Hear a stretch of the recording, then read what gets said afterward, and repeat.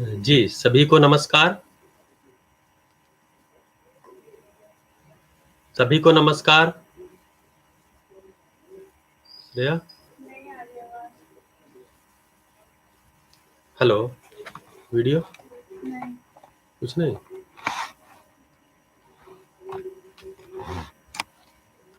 हाँ जी, आवाज ओके।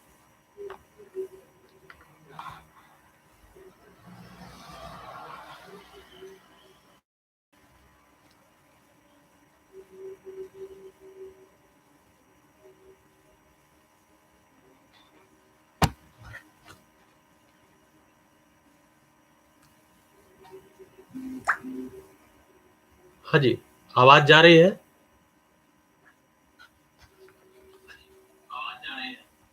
हाँ, सभी को नमस्कार। बाबा जी को पुनः स्मरण करते हुए और बाबा जी के प्रति कृतज्ञता व्यक्त करते हुए कल तक जहां अध्ययन को आपके साथ किया था, उसके आगे बढ़ाता हूं। अपने पास आधे घंटे का टाइम है आज के लिए। तो कल हमने जो लक्षण लोक आलोक, ये जो एवं लक्ष्य, जो अध्याय 12 है, उसके 3.5 हमने किए थे। उसमें लक्ष्य के बारे में जो कुछ भी बात हुई थी कि लक्ष्य हमको कुछ न कुछ मान करके जीते ही हैं। अब उसमें से या तो भोग हो सकता है, या प्राप्त योग होगा, या अनुभव होगा, जागृति होगी, प्राप्त योग होगा।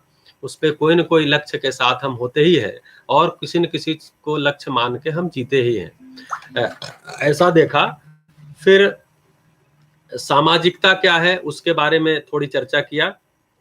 फिर अगले पेज पर जो आवश्यकता है हमारी, खासकर जो सामान्य आकांक्षा और महत्वाकांक्षा है, उसको लेकर के कुछ बात हुई।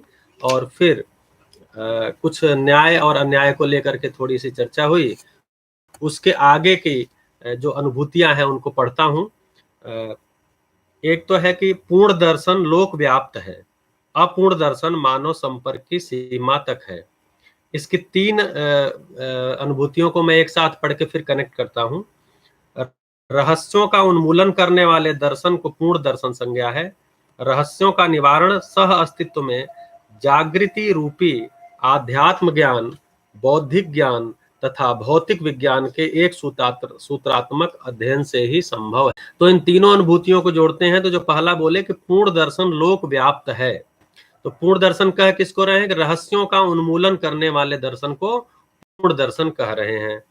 इसको और स्पष्ट किए कि रहस्यों का निवारण सह अस्तित्व में जागृति रूपी अध्यात्म ज्ञान, बौद्धिक ज्ञान तथा भौतिक विज्ञान के एक सूत्रात्मक अध्ययन से ही संभव है।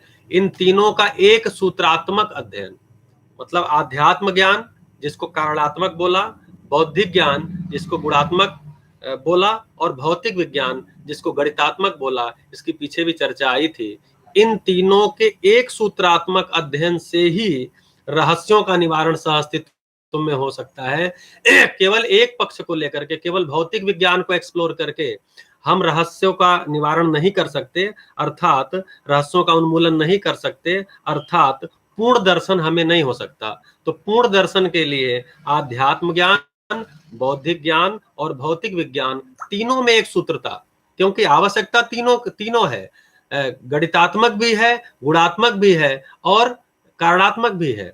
मतलब हमको भौतिक वस्तुओं का भी अध्ययन करना है क्योंकि हमें समृद्धि पूर्वक जीना है, हमें साधनों की आवश्यकता है क्योंकि मेरा शरीर है, शरीर को जिंदा बनाए रखना है, संबंध है, संबंध को निर्वाह करना है, इसके लिए साधनों की आवश्यकता है, इसके लिए भौतिक विज्ञान की आवश्यकता है। संबंधों में जीना है तो संबंधों में जीना है तो व्यवहार करना है, व्यवहार में मूल्यों को समझना है, मूल्यों में गुण स्वभाव को समझना है।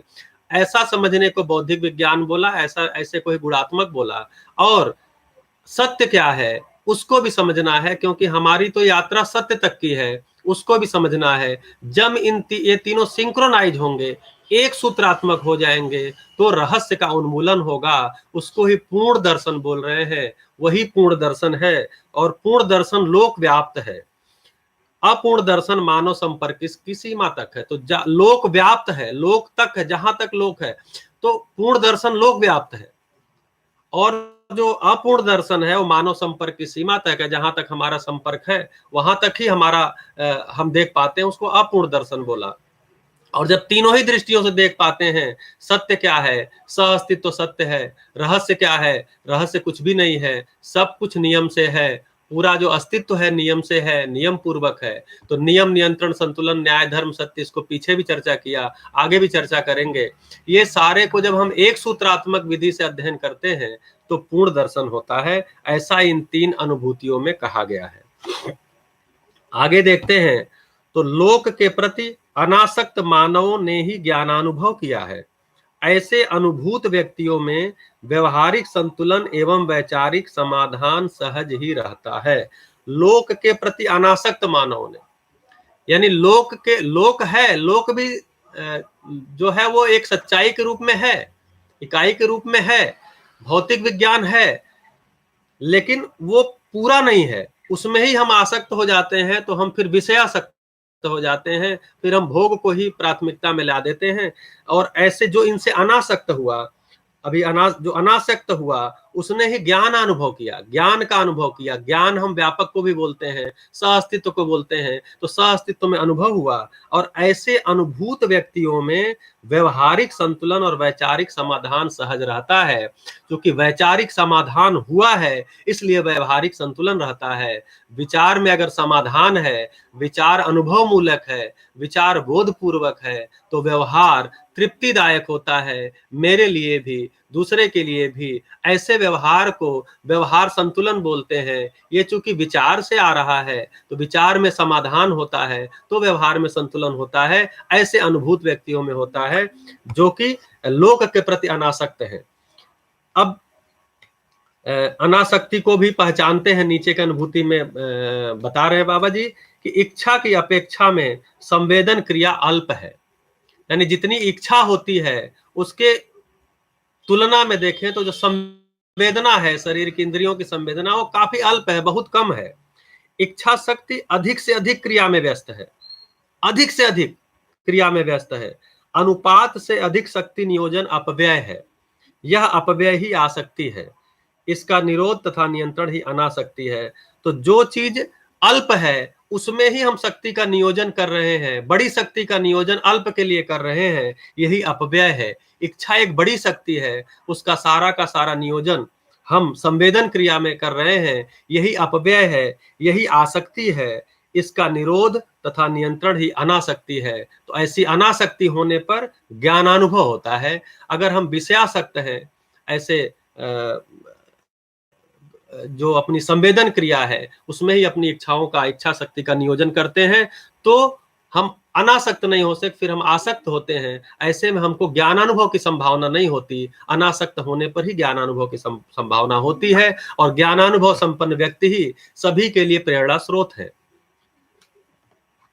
अगली जो अनुभूति है कि प्रधानतः कारणानुक्रम से आध्यात्म ज्ञान का, गुणानुक्रम न्याय से बौद्धिक ज्ञान का, और गणितानुक्रम नियम से बौद्धिक विज्ञान का अनुसंधान, आविष्कार और उपलब्धियां सार्थक होती हैं। इसकी चर्चा पहले की गई है। पीछे भी कारण गुण गणित आया होगा कि जो कारणानुक्रम से चलते हैं, कारण को के क्रम में चलते हैं, तो हमको आध्यात्म नाम की वस्तु, आध्यात्म व्यापक का ही एक नाम है, आध्यात्म नाम की वस्तु का जो अनुभव होता है, और गणितानुक्रम नियम से भौतिक विज्ञान का अनुसंधान, आविष्कार, तो आध्यात्म का अनुसंधान, न्याय का जो बौद्धिक ज्ञान है, आविष्कार और उपलब्धियां ये होती हैं, सार्थक होती हैं। इसकी चर्चा पहले भी की जा चुकी है। परस्पर अनुशासित यानी नियंत्रित तथा अनुवर्तित, परस्पर अनुशासित या अनुवर्तित लोक व्यूह की ब्रह्मांड संज्ञा है जिसमें अनेक सौर व्यूह हैं। तो जो पूरा का पूरा लोक व्यूह है जिसको ब्रह्मांड बोल रहे हैं, वो परस्पर अनुशासित है, नियंत्रित है, इसीलिए इसको लोक व्यूह है, और इसको ब्रह्मांड बोल। लोक व्यूह का मतलब लोक जो है, बहुत सारे ग्रह, गोल, पिंड, सारा जो 4 अवस्थाएं, ये पूरा जो व्यू है एक, उसको ब्रह्मांड बोलते हैं। इसमें बहुत सारे सौर व्यूह है। गणितानुक्रम नियम से क्रिया का, प्रतिक्रिया एवं परिपाक का, गुणानुक्रम न्याय से ह्रास एवं जागृति का कारणानुक्रम विधि से सापेक्ष एवं निरपेक्ष ऊर्जा में संपूर्ण प्रकृति का अध्ययन, आभास एवं अनुभव पूर्ण हुआ है। तो जो गणितानुक्रम नियम है उससे क्रिया का, जो प्रतिक्रियात्मक एवं परिपाक, उससे जो प्रतिक्रिया एवं परिपाक फल का, गुणानुक्रम न्याय से, गुणानुक्रम का मतलब ये हुआ जो गुणात्मक भाषा है, आप अच्छे हो, आपका व्यवहार अच्छा है, आप तो अच्छा जीते हो, आप तो अच्छा व्यवहार करते हो, आप प्यारे हो, आपसे हमको लगा, ये सब भाषा गुणात्मक भाषा है। यानी जो व्यवहार में आता है वो सब गुणात्मक क्षेत्र है। तो उससे न्याय का, गुणात्मक न्याय से ह्रास एवं जागृति का कारणानुक्रम विधि से सापेक्ष एवं निरपेक्ष ऊर्जा में संपूर्ण प्रकृति का अध्ययन, आभास एवं अनुभव पूर्ण हुआ है। तो अध्ययन, आभास, अनुभव के लिए जो कारणानुक्रम क्रिया है अर्थात, तो उसे बोलते हैं कि अनुभव पूर्ण हुआ।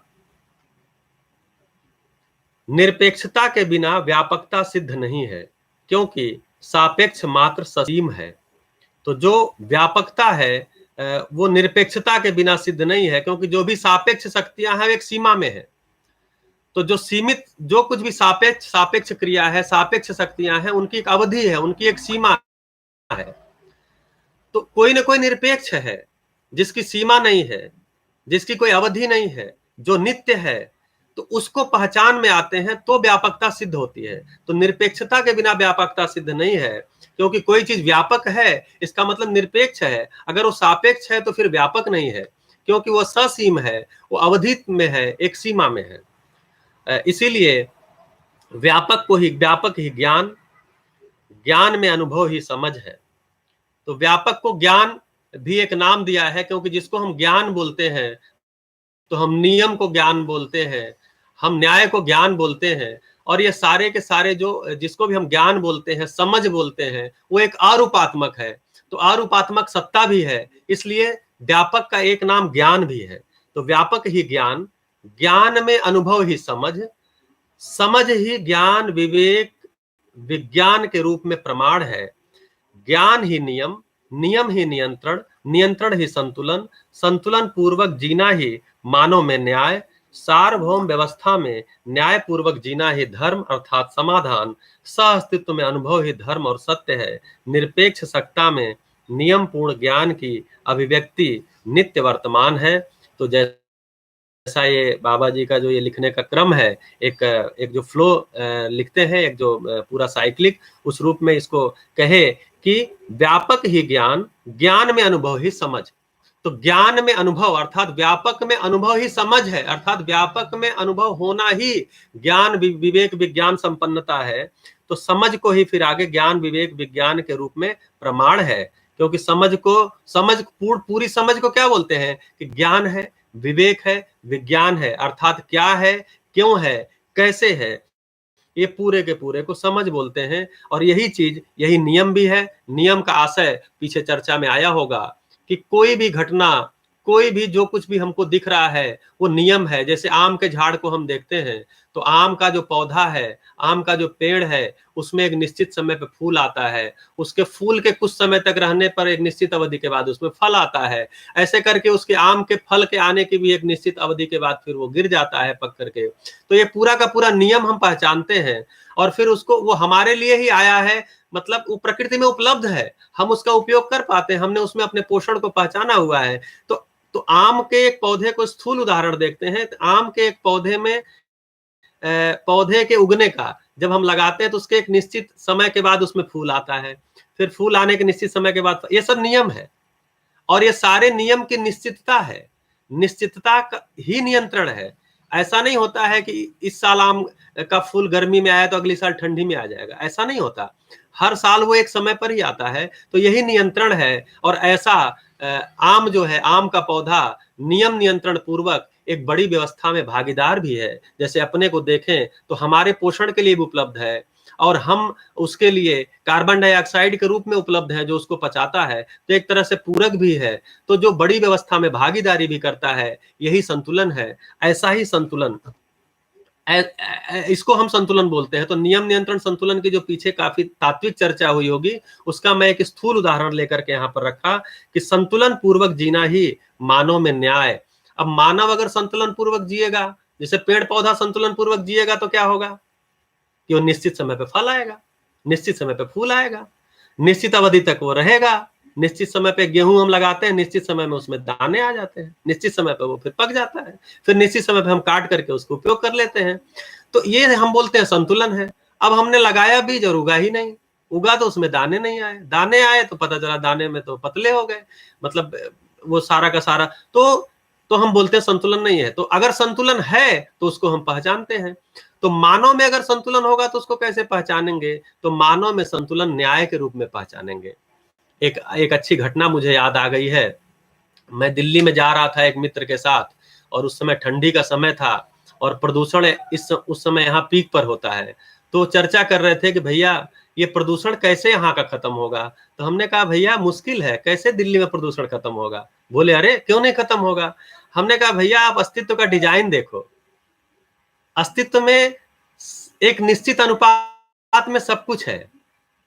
आप देखेंगे सबसे ज्यादा पदार्थ अवस्था, उससे बहुत कम प्राण अवस्था, उससे बहुत कम जीव अवस्था, और सबसे कम ज्ञान अवस्था। ये अनुपात है, ये धरती में अनुपात है। और इस धरती पर तो हम ऐसा अनुपात देख ही पाते हैं। ये अनुपात जहां पर है वहां प्रदूषण कोई समस्या नहीं है। जैसे गांव में अभी भी लगभग ये अनुपात है, इसलिए वहां की हवा खराब नहीं है। दिल्ली में क्या है? मानव है और पदार्थ है, पेड़ पौधे बहुत कम है, जीव जंतु बहुत कम है। तो ऐसी स्थिति में हम सोच रहे हैं कि प्रदूषण कम हो जाएगा। तो भैया ये नियम पूर्वक जब है ही नहीं तो संतुलन कैसे रहेगा? जो कुछ नियम पूर्वक नहीं है वहां हम संतुलन ढूंढ रहे हैं, जबकि नियम नियंत्रण पूर्वक ही संतुलन होता है। जैसे मैं जिस इलाके में रहता हूं, उस इलाके में लगभग 3-4 किलोमीटर में 5 से 6 लाख लोग रहते हैं। 5 से 6 लाख लोग बिल्डिंगों में रहते हैं और पानी खूब खींचा जाता है, समर्सिबल लगा करके खींचा जा रहा है, उपयोग किया जा रहा है, लेकिन पानी को अंदर जमीन में जाने का कोई इंतजाम नहीं है। तो क्या होगा? फिर जल स्तर नीचे जाएगा, जल स्तर नीचे जाएगा तो क्या होगा? हम नीचे तक बोरिंग करेंगे, नीचे तक बोरिंग करेंगे, नीचे का पानी निकालेंगे, नीचे का पानी हमारे उपयोग के लिए अच्छा नहीं होता, अच्छा नहीं होता तो फिर पानी के कारण बहुत सारी बीमारियां होंगी। तो क्या होगा? ये सारा का सारा असंतुलन। तो जब तक नियम नियंत्रण नहीं है, नियम पूर्वक ही नियंत्रण है, अगर नियम पूर्वक ही हम नहीं जी पा रहे हैं तो मानव ही ऐसा अभी तक देखा गया है जो कि नियम पूर्वक जीने में अभी असफल है, चाहे प्रकृति के साथ या मानव के साथ। तो प्रकृति के साथ नियम पूर्वक जीता है तो संतुलन है, मानव के साथ नियम पूर्वक जीता है तो उसी को न्याय बोल रहे हैं, उसको न्याय ही संतुलन है। तो मानव के साथ जीने में न्याय ही संतुलन है, और सार्वभौम व्यवस्था में न्याय पूर्वक जीना ही धर्म है, अर्थात समाधान है। सह अस्तित्व में अनुभव ही धर्म और सत्य है। निरपेक्ष सत्ता में नियम पूर्ण ज्ञान की अभिव्यक्ति नित्य वर्तमान है। ऐसा इसमें कहने का प्रयास हुआ है। नियंत्रण महिमा व्यापक और नियंत्रित अनेक है। तो नियंत्रण महिमा जो है वो व्यापक स्वयं में नियंत्रण महिमा है, व्यापक में होने से ही नियंत्रण है।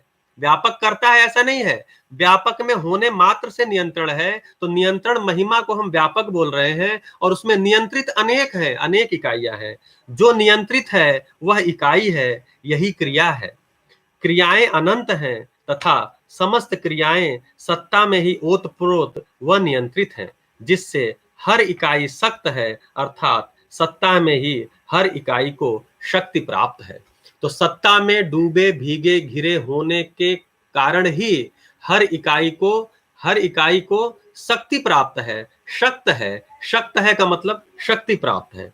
अब इसको थोड़ा नीचे एक बड़ा जो एक पैराग्राफ में इसको बात करने की कोशिश की गई है कि शक्त ही इकाई, इकाई ही स्पंदन, स्पंदन ही क्रिया, क्रिया ही अनेकता, अनेकता ही संपूर्णता, संपूर्णता ही परस्परता, परस्परता ही नियंत्रण, नियंत्रण ही परिणाम, परिणाम ही ह्रास एवं विकास, ह्रास एवं विकास ही अवस्था, विकसित अवस्था ही चैतन्य पद, चैतन्य पद ही स्फुरण, स्फुरण ही कंपन, कंपन ही प्रतिभा, प्रतिभा ही प्रतीति, प्रतीति ही भास, भास आभास प्रतीति ही अध्ययन, अध्ययन ही विज्ञान एवं विवेक, विज्ञान एवं विवेक ही दर्शन, दर्शन ही निर्भ्रमता, निर्भ्रमता ही समाधान, समाधान ही आनंद, आनंद ही पूर्णता, पूर्णता ही जागृति, पूर्ण जागृति ही विश्राम, तथा विश्रामस्थ इकाई ही पूर्ण सक्त है।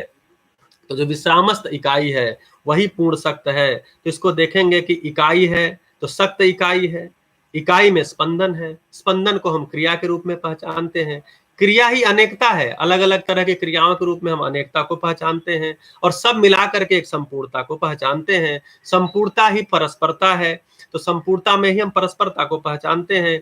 परस्परता ही नियंत्रण है, परस्परता में नियंत्रण है और नियंत्रण ही परिणाम है, परिणाम ही ह्रास और विकास है। तो जो भी परिणाम आ रहा है वो ह्रास की ओर या विकास की ओर है। ह्रास एवं विकास ही अवस्था है। ऐसी अवस्था जैसे पदार्थ अवस्था का जो विकास है वो प्राणावस्था, प्राणावस्था का जो ह्रास है वो पदार्थावस्था, तो उसको अवस्था बोला। विकसित अवस्था अर्थात जब वो विकसित हो गया तो जो परमाणु है, विकास विकास तो परमाणु में ही होता है, तो परमाणु की जो विकसित अवस्था है उसको ही चैतन्य पद बोल रहे हैं। चैतन्य पद ही स्फुरण है, अर्थात इच्छा विचार आशा से युक्त है। स्फुरण ही कंपन है, कंपन ही प्रतिभा है, प्रतिभा ही प्रतीति है, प्रतीति ही भास है। प्रतीति होती है तो ही भास है। भास आभास प्रतीति ही अध्ययन है, तभी हम अध्ययन के लिए रत हो रहे हैं। कुछ भास आभास प्रतीति के साथ है। अध्ययन ही विज्ञान एवं विवेक, विज्ञान एवं विवेक ही दर्शन, दर्शन ही निर्भ्रमता, दर्शन हुआ तो निर्भ्रमता, निर्भ्रमता ही समाधान, समाधान ही आनंद, आनंद ही पूर्णता, पूर्णता ही जागृति, पूर्ण जागृति ही विश्राम और विश्रामस्थ इकाई ही पूर्ण सक्त है, अर्थात नित्य है। ऐसा इसमें कहने का प्रयास हुआ है। हर मानव प्राप्त शक्ति की अनुभूति करने तथा अविश्रांत श्रृंखला में पाया जाता है। तो जो मानव है वो जो प्राप्त शक्ति है उसको अनुभूत करने का तथा अविश्रांत श्रृंखला में पाया जाता है, यानी कि जागृत हो सकता है। मानव ही जो है एक इकाई है जो कि जो शक्ति उसको प्राप्त है, व्यापक प्राप्त है। व्यापक में हम डूबे भीगे घिरे हुए हैं, तो मैं व्यापक में संपृक्त हूं, अर्थात शक्ति मुझे प्राप्त है, उसको अनुभव करना है और अनुभव की श्रृंखला में हम हैं, अर्थात हम जागृत क्रम में हैं, हमारे में जागृति अपेक्षित है। तो मेरे में जो पूर्णता है वो क्रिया पूर्णता, आचरण पूर्णता, उसके दोनों को, क्रिया पूर्णता और आचरण पूर्णता को ही, आचरण पूर्णता को ही जागृति बोल रहा है। फिर उसकी निरंतरता, तो मानव को वो प्राप्त है, मानव में ही वो संभावना है। जो चार अवस्थाएं हैं उसमें मानव में ही जो शक्ति प्राप्त है उस शक्ति का को अनुभूत करके जागृत होने की संभावना है। गठन रहित इकाई नहीं है।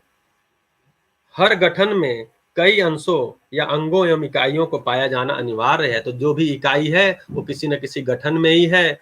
अगर हम परमाणु को देखेंगे तो भी गठनशील, गठन में है, भूखा है, अजीर्ण है, वो गठन में ही है। कहीं अगर वो योग हो रहा है, कोई मिलन हो रहा है तो भी गठन है। तो गठन रहित इकाई नहीं है। हर गठन में कई अंशों या अंगों एवं इकाइयों को पाया जाना एक अनिवार्य है। शरीर भी एक गठन ही है, बहुत सारे अंग है, इसमें कोशिकाओं से बनी हुई रचना है, वो भी एक गठन ही है। हर परमाणु किसी विकास क्रमांश में अवस्थित है। तो जो विकास क्रम है उसके किसी अंश में ही अवस्थित है।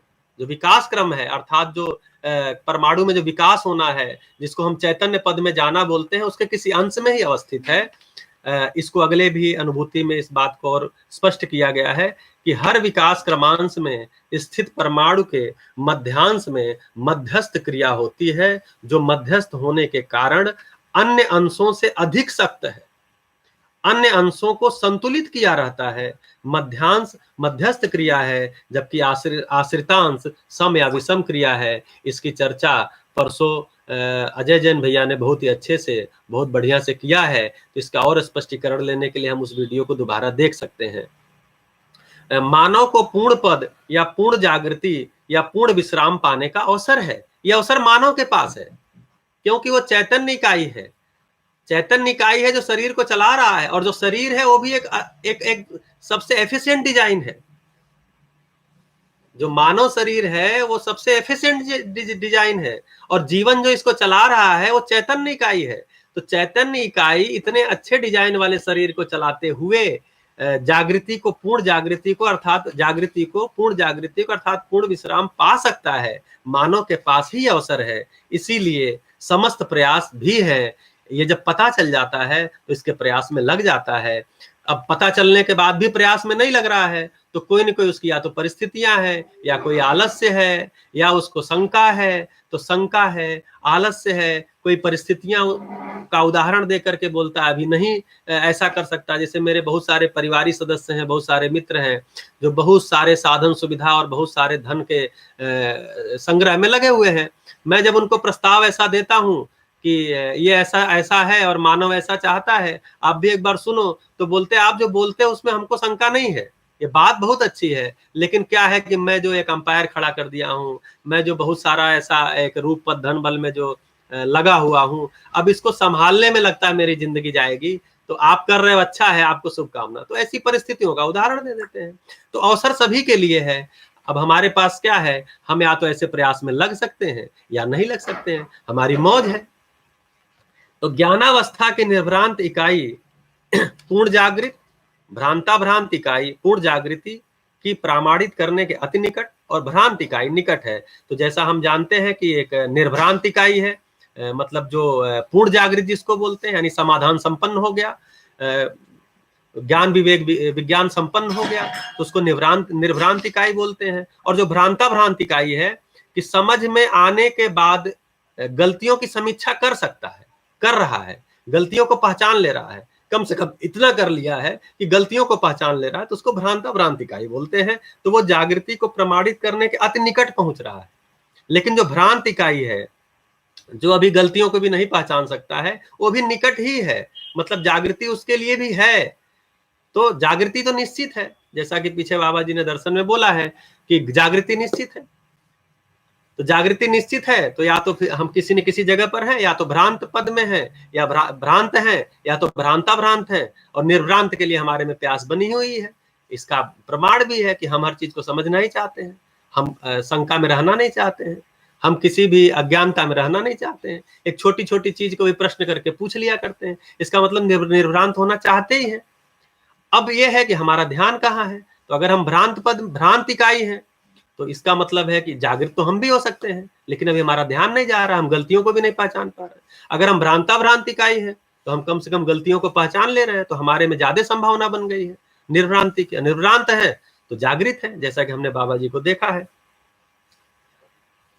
तो रूप बल बुद्धि पद एवं धन की विषमता से ही मानव में परस्पर स्पर्धा, प्रलोभन, आकांक्षा, उत्साह, अध्ययन, अनुसंधान, संधान, प्रयोग, व्यवसाय और ईर्ष्या, द्वेष, आतंक, हिंसा, छल, कपट, दंभ तथा पाखंड का भी प्रसव है। ये जो रूप बल बुद्धि पद एवं धन है, इसमें जो विषमता है, खासकर रूप बल पद और धन में ये विषमता है। ये विषमता इसमें हम समानता पाना चाहते हैं, जबकि इसमें समानता की संभावना नहीं है। इसमें समानता की संभावना नहीं होती तो क्या होता है, हम होड़ में लगते हैं, हम स्पर्धा में लगते हैं, और स्पर्धा में लगने से फिर क्या होता है, हम कोई प्रलोभन, कोई आकांक्षा। और अगर बुद्धि हमारी प्राथमिकता है, तो फिर या उसके लिए फिर जैसा हमारी प्राथमिकता है, रूप बल बुद्धि एवं पद में जैसी हमारी प्राथमिकता है, उसके अनुसार हमारे में उत्साह है, वैसा अध्ययन है, और अनुसंधान, संधान, प्रयोग, व्यवसाय और ईर्ष्या, द्वेष, आतंक, हिंसा। तो ये सारे चीजें पीछे परिभाषित की गई हैं मानव सहज प्रयोजन में, या उसके पहले वाले जो अध्याय है उसमें किया गया है, एक एक की परिभाषा है, हम वहां से देख सकते हैं। लेकिन कुल मिलाकर के इससे उपलब्धि नहीं होता है। उपलब्धि, इसी को भी हमने उपलब्धि माना हुआ है, क्योंकि हमने जो हमारा जो लक्ष्य है, जो इस चैप्टर के शुरू में कहा था कि अगर हमारा लक्ष्य भोग है, तो हम फिर भोग को ही लक्ष्य मान करके वैसी ही उपलब्धि की तरफ अपने सारे प्रयास लगाते हैं, सारी कल्पनाशीलता लगाते हैं, सारे कार्य भी उधर ही लगाते हैं, सारे व्यवहार को वैसा ही हम लक्षित कर देते हैं। उसके कारण ये ईर्ष्या, द्वेष, आतंक, हिंसा, छल, कपट, दंभ, पाखंड, ये सारा कुछ हमको देखने को मिलता है, संबंधियों में भी और मेरे खुद में भी मिलता है। जबकि सह अस्तित्व में विरोध का विजय अथवा समन, विरोध समन से जागृति, जागृति से सहज जीवन, सहज जीवन से स्वर्गीयता, स्वर्गीयता से सह अस्तित्व में अनुभव, अनुभव से कर्तव्य निष्ठा, कर्तव्य निष्ठा से सफलता, सफलता से विज्ञान एवं विवेक, विज्ञान एवं विवेक से स्वयं स्फूर्त जीवन, और स्वयं स्फूर्त जीवन से ही सह अस्तित्व प्रमाणित होता है। तो जो विरोध का विजय अथवा समन है, उसको एक नीचे की अनुभूति में कहा है कि सह अस्तित्व ही विरोधों से मुक्ति और विरोधों से मुक्ति ही विरोध का समन है, और विरोध का समन ही सह अस्तित्व है। तो जो सह अस्तित्व में विरोध का समन है, अर्थात सह अस्तित्व का में अनुभव संपन्न होना ही विरोध से संबंध है, उस समन है, उसके पहले विरोध का समन नहीं है। और जब विरोध का समन है, उसी को जागृति बोल रहे हैं। जागृति से सहज जीवन, जागृति ही सहज जीवन है, अनुभव मूलक जीवन ही सहज जीवन है। अनुभव तक प्रयास पूर्वक है, अनुभव के बाद वाटो मोड में है, उसी को सहज बोल रहे हैं। अनुभव संपन्न हो गए तो सहज जीवन है। सहज जीवन ही स्वर्गीयता है, स्वर्गीयता से सह अस्तित्व में अनुभव है, अनुभव से कर्तव्य निष्ठा है, फिर हम कर्तव्य में निष्ठा होती है। निष्ठा यानी कोई निश्चय हुआ और निश्चय में निरंतरता, तो संकल्प पूर्वक ही निश्चय की निरंतरता होती है। फिर हम स्नेह पूर्वक अपना पराया से मुक्त होकर के जीते हैं। फिर हम जो नियम है उसको अनुसार जीते हैं, अर्थात स्वधन पूर्वक जीते हैं, स्वनारी स्वपुरुष पूर्वक जीते हैं, दया पूर्वक कार्य व्यवहार पूर्वक जीते हैं। समाज में ऐसा जीते हैं तो समाज में निष्ठा पूर्वक जीते हैं, कर्तव्य और निष्ठा पूर्वक जीते हैं। प्रकृति के साथ नियम पूर्वक जीते हैं। कैसे नियम पूर्वक जीते हैं? हमने पहचाना हुआ है कि पूरकता है, उदात्तीकरण है, आवर्तनशीलता है, उसको वैसा जीते हुए उनके साथ निष्ठा है। तो कर्तव्य निष्ठा, कर्तव्य निष्ठा से सफलता, सफलता से विज्ञान एवं विवेक, विज्ञान एवं विवेक से स्वयं स्फूर्त जीवन, जिसको स्वतंत्र जीवन बोला, जिसकी हम में प्यास है। हम परतंत्रता चाहते नहीं है, हम स्वतंत्रता चाहते हैं, अर्थात स्वयं स्फूर्त जीवन, ऐसी मेरी प्यास है। और स्वयं स्फूर्त जीवन से ही सह अस्तित्व प्रमाणित होता है। तो जो सह अस्तित्व का हमने अनुभव हुआ, जागृति जिसको बोला, उसकी जो यात्रा आई, वो आ करके स्वयं स्फूर्त जीवन के रूप में वो प्रमाणित हो गया। तो अनुभव मूलक जीने का प्रमाण क्या है? कि जीवन स्वस्फूर्त है, स्वतंत्र है। अब हम भाव के लिए किसी पर निर्भर नहीं है। कोई मेरे पे विश्वास कर ले, कोई मेरा सम्मान कर ले, कोई मुझसे प्रेम कर ले, ऐसा मेरा अब नहीं है। मैं विश्वास पूर्वक जीता हूँ, मैं अब सम्मान पूर्वक जीता हूँ, मैं अब स्नेह पूर्वक जीता हूँ, मैं अब प्रेम पूर्वक जीता हूँ, ऐसा मैं जीता हूँ। तो ये मेरे स्वयं स्फूर्त जीवन का प्रमाण है। तो आज जो 12वां अध्याय का जो हमने शुरू किया था कल, उसके लगभग 2 पेज हमने किए, क्योंकि आज थोड़ा आधा घंटे का समय था। अम्बा दीदी की प्रस्तुति थी, बहुत ही प्रेरणादायक। आप सबने इसको सुना और हमारे अध्ययन में आप भागीदार हों, हमारे अध्ययन में सहभागी हों, इसी कामना के साथ आप सभी को नमस्कार।